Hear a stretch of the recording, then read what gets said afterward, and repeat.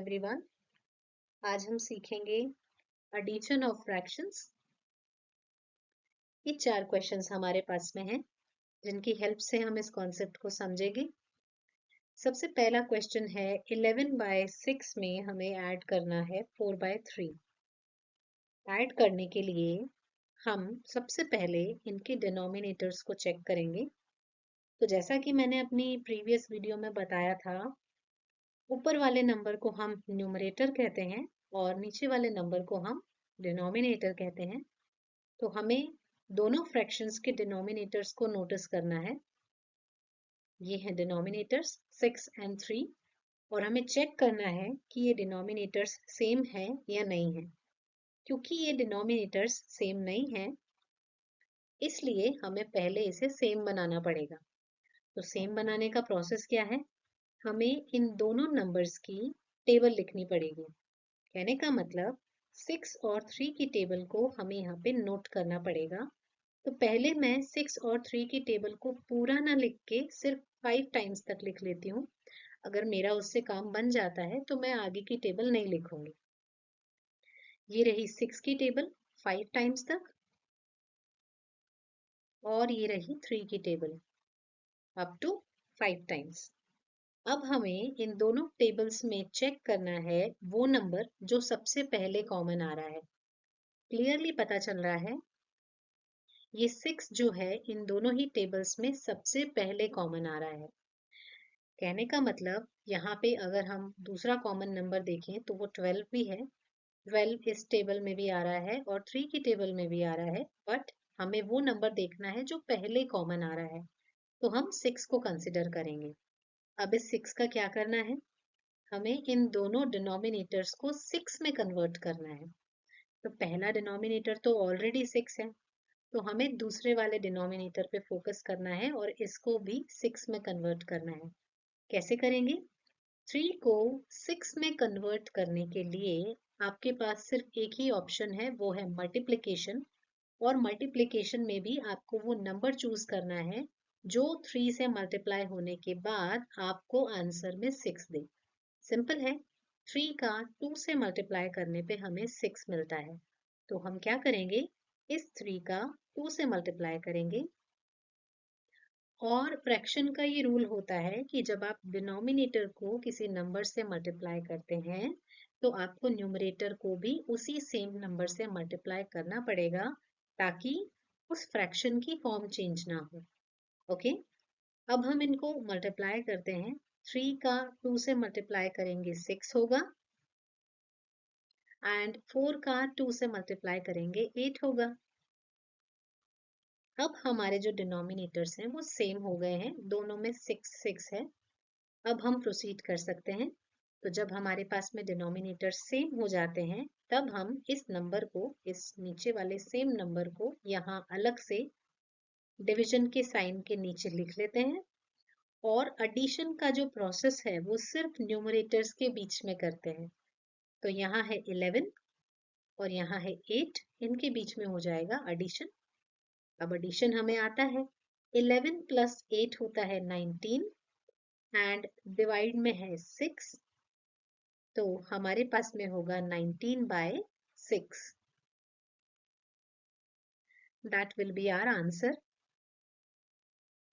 Alright, second question देखते हैं। 16/6 में ऐड करना है 6/4 को। उसी प्रोसेस को रिपीट करेंगे। पहले हम डिनोमिनेटर्स को कंसिडर करते हैं। ये हमारे डिनोमिनेटर्स हैं जो फिर से सेम नहीं है, तो इनको सेम कैसे बनाएंगे? सेम बनाने के लिए इन दोनों नंबर्स की टेबल को यहाँ नोट करेंगे। ये रही 6 की टेबल और ये रही 4 की टेबल। फिर से उसी प्रोसेस को रिपीट करेंगे। वो नंबर चूज करेंगे जो सबसे पहले इन दोनों टेबल्स में कॉमन आ रहा है। क्लियरली पता चल रहा है वो नंबर है 12। तो इन दोनों ही डिनोमिनेटर्स को हमें 12 में कन्वर्ट करना है। तो पहले फर्स्ट डिनोमिनेटर देखते हैं, वो है 6। 6 से 12 बनाना है तो हमें इसे 2 से मल्टीप्लाई करना पड़ेगा, और क्योंकि डिनोमिनेटर 2 से मल्टीप्लाई होगा इसलिए न्यूमरेटर को भी 2 से मल्टीप्लाई करवाएंगे। 6 का मल्टीप्लाई 2 से होगा, ये आएगा 12 एंड 16 का मल्टीप्लाई 2 से करेंगे, ये बनेगा 32।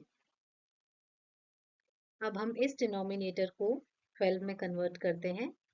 4 को 12 में कन्वर्ट करने के लिए हमें 3 से मल्टीप्लाई करना पड़ेगा, और क्योंकि हमने डिनोमिनेटर को 3 से मल्टीप्लाई किया है, इसलिए हमें न्यूमरेटर को भी 3 से मल्टीप्लाई करना होगा। 4 मल्टीप्लाइड बाय 3 होता है 12 एंड 6 मल्टीप्लाइड बाय 3 होता है 18। दैट्स इट, दोनों डिनोमिनेटर सेम हो गए। उसके बाद हमें इस डिनोमिनेटर को अलग से यहाँ पे डिवाइड के साइन के साथ लिखना है, और ऊपर हम एडिशन करेंगे सिर्फ न्यूमरेटर्स के बीच में, यानी 32 और 18 के बीच में। 32 प्लस 18 होता है 50 डिवाइडेड बाय 12। अब क्योंकि इस फ्रैक्शन के अंदर 50 और 12 आ रहा है, ये दोनों ही नंबर्स 2 की टेबल में आते हैं। मैंने अपनी पिछली वीडियो में भी आपको ये बात बताई थी कि जब भी हमारे पास में ऐसा फ्रैक्शन आ रहा हो जहाँ पे न्यूमरेटर और डिनोमिनेटर एक ही नंबर की टेबल में आ रहे हो, तो उस केस में हम उस फ्रैक्शन को आंसर नहीं कहते हैं, उसे और सिंप्लीफाई करना होता है। अब सिंप्लीफाई कैसे करेंगे? क्योंकि 50 और 12 2 की टेबल में आते हैं, तो 50 को काउंट करेंगे कि वो 2 की टेबल में कितने टाइम्स में आता है। तो 50 आता है 2 की टेबल में 25 टाइम्स, और 12 आता है उसी 2 की टेबल में 6 टाइम्स। तो अब हमारे कन्वर्टेड नंबर्स हो गए 25 एंड 6। अब 25 और 6 एक साथ किसी नंबर की टेबल में नहीं आएंगे, इसलिए हमारा आंसर हो जाएगा 25/6। थर्ड क्वेश्चन देखते हैं। 3/6 में हमें 3/9 ऐड करना है। डिनोमिनेटर्स को नोटिस करते हैं, ये है 6 एंड 9 जो कि इक्वल नहीं है, तो हम 6 और 9 को इक्वल करने के लिए उनकी टेबल को यहाँ नोट कर लेते हैं। ये रही 6 की टेबल और ये रही 9 की टेबल। अब इनमें हमें कॉमन नंबर सर्च करना है। कॉमन नंबर हो गया 18, तो हम 6 और 9 दोनों को 18 में कन्वर्ट करेंगे। तो पहले फर्स्ट डिनोमिनेटर को कंसिडर करते हैं। 6 को 18 में कन्वर्ट करने के लिए हमें इसे 3 से मल्टीप्लाई करना होगा। एक तरीका और है, यहाँ पे हमें दिख रहा है 6 1 जा 6, 6 2 जा 12 एंड 6 3 जा 18। इसका मतलब 6 को 3 से मल्टीप्लाई करने पे 18 आता है। तो आप ऐसे भी वो नंबर सर्च कर सकते हैं। ये हमने न्यूमरेटर और डिनोमिनेटर में 3 का मल्टीप्लाई कर दिया। 6 3 जा होता है 18 एंड 3 3 जा होता है 9। अब हम इस 9 को कन्वर्ट करते हैं 18 में, तो यहाँ है 9 1 जा 9 एंड 9 2 जा 18। तो हम यहाँ पे 2 से मल्टीप्लाई करेंगे। 9 2 जा होगा 18 एंड 3 2 जा होगा 6। अब हम डिनोमिनेटर को नोट कर लेते हैं, और ऊपर हम न्यूमरेटर्स का एडिशन कर देते हैं। 9 + 6 होगा 15 एंड डिवाइड में है 18। अब फिर से वही सिचुएशन आ रही है, न्यूमरेटर में 15 है और डिनोमिनेटर में 18 है। दोनों ही नंबर्स 3 की टेबल में आते हैं, इसलिए हम इस फ्रैक्शन को फाइनल आंसर कंसिडर नहीं कर सकते, हमें इसे और सिंप्लीफाई करना पड़ेगा। तो 15 आता है 3 की टेबल में 5 टाइम्स एंड 18 आता है 6 टाइम्स। अब 5 और 6 एक साथ किसी नंबर की टेबल में नहीं आएंगे, इसलिए हमारा आंसर होगा 5/6। ये हमारा फाइनल आंसर हो जाएगा। Next and the last question. Denominators में हमारे पास में है 4 एंड 8। ये इक्वल नहीं है, इसलिए हम इनकी टेबल को यहाँ नोट कर लेते हैं। अब इसमें कॉमन नंबर सर्च करते हैं। फर्स्ट नंबर ही कॉमन आ रहा है, दैट इज 8। तो हम इस डिनोमिनेटर को 8 में कन्वर्ट करेंगे, क्योंकि सेकेंड वाला तो ऑलरेडी 8 है। तो फर्स्ट डिनोमिनेटर को 8 में कन्वर्ट करना है। यहाँ से पता चल रहा है इट इज 4 2 ज़ा 8, तो हमें 2 से मल्टीप्लाई करना है इसको। 4 2 ज़ा हो गया 8 एंड 6 2 ज़ा हो गया 12। अब ये डिनोमिनेटर सेम हो गए हैं, तो हम 8 को डिवीजन में और न्यूमरेटर्स को एडिशन में ऊपर लिख लेते हैं। यहाँ एडिशन हुआ 22 डिवाइडेड बाय 8। फिर से ये 2 की टेबल से कैंसिल हो रहे हैं।